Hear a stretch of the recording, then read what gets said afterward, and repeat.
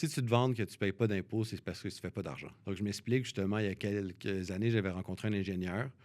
qui voulait vendre sa compagnie. Et justement, quand on le rencontre, il se vantait qu'il avait une stratégie pour ne pas payer d'impôts, qu'il arrivait, qu'il n'y avait pas de revenus, donc il y avait un chiffre d'affaires de zéro, donc il n'y avait aucun impôt à payer.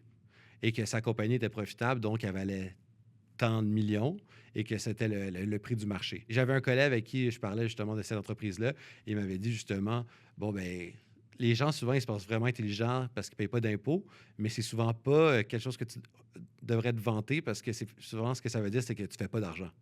Donc, si tu faisais vraiment de l'argent, il n'y a pas vraiment de façon de s'en sortir de ne pas payer d'impôts. Il y a des stratégies pour minimiser l'impôt, mais